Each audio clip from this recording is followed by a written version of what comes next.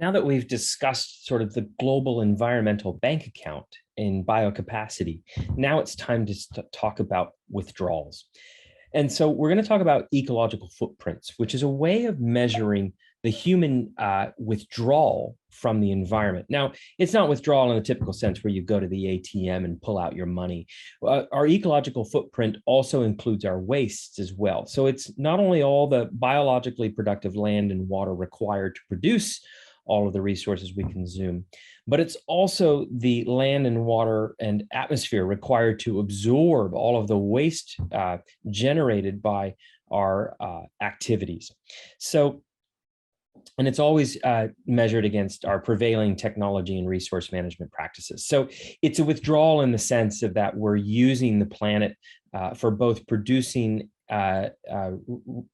resources for us to use, but also expecting it to absorb our wastes as well. Now, the overall ecological footprint is usually we usually just call it the ecological footprint. And sometimes people refer to their carbon footprint, and that's a kind of ecological footprint, but it's just specifically referring to carbon and carbon use. There's other footprints as well, but ecological footprint is our sort of our whole use. And it's oftentimes called the ecological footprint of consumption as well. Or we could talk about just the ecological footprint of production, or the ecological footprint of imports, or the ecological footprint of export. So we can dice it up in as many different ways as we want.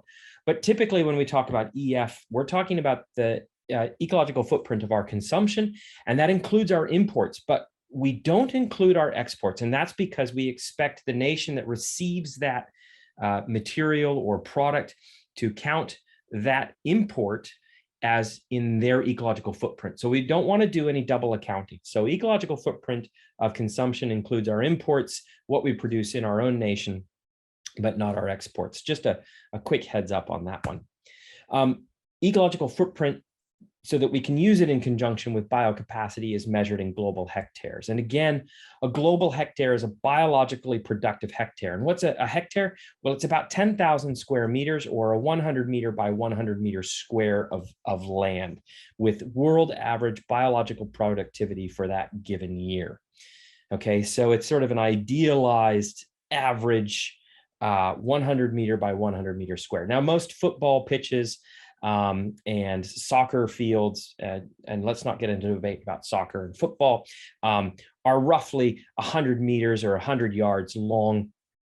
So just imagine 100 by 100 meter, just imagine a square football or soccer field, to give yourself an idea of how much land that is.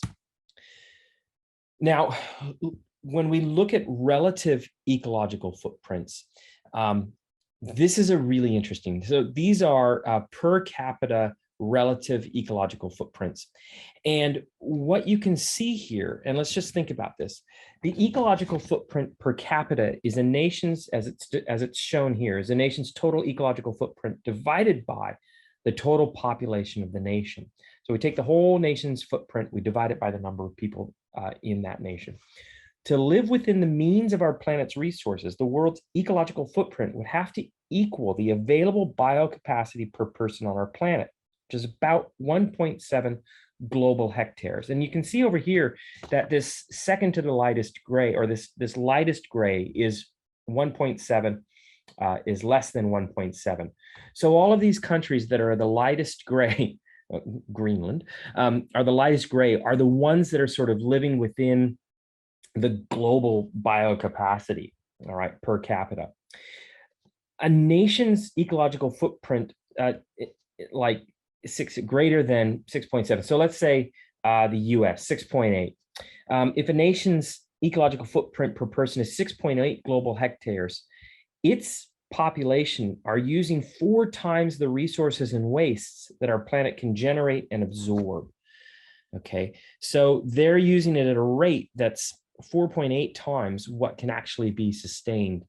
So it's interesting to note here. And now think about some of our population graphics, especially in the demographic transition video, where we noticed that some of the greatest growth rates were in Africa and some of the least growth rates were in Russia and Eastern Europe, Germany and Japan.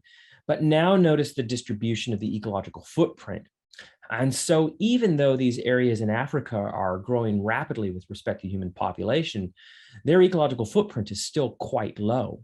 And in fact, in Australia, where I live, one average Australian is the ecological equivalent of 34 Kenyans, 66 Libyans, or 80 Afghanis.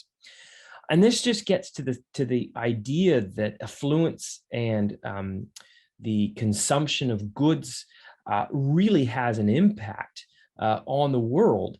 And it really is, in some ways, an individual choice, but it's also moderated by government policies and the like as well. So this is just a really, really good way to look at the relative ecological footprint. Now, it's pretty clear that we're overdrawing the account. And if my mom saw this, she'd be really mad at me. So basically right now, we're as a whole, our world population is currently consuming 130% of what the Earth can provide. So we're overdrawing our biocapacity by about 30%. Now, luckily, quote unquote here, this consumption and waste generation isn't evenly distributed. And that allows us to keep going. And if it was evenly distributed, we'd need 4.5 Earths. Now, what does happen though, is we tend to export our ecological footprint in some ways. And so even though we're consuming goods in the United States, the ecological impacts of that may be being felt in China or Western Europe or wherever those goods were manufactured. So it's important to think that even though it's not evenly distributed, and even within a nation, those ecological footprints aren't necessarily evenly distributed, because we know that there is a direct relationship between wealth and resource use. So if you don't have an equal share of wealth, you're not actually using resources equally as well. And so I leave you with this graphic here, which is sort of the biocapacity debtors, the ones who are overdrawing their account essentially based on their total global hectares, and those that are helping us maintain our world through just the sheer amount of ecological productivity that's available in their country. And so the global debtors are China, India, the United States. Australia isn't a global debtor simply because it has a low population and a huge land mass, which makes its biocapacity quite large, and its population is small. So it's actually a creditor with respect to biocapacity. So I'll leave you with this graphic, and we'll meet you at the next step.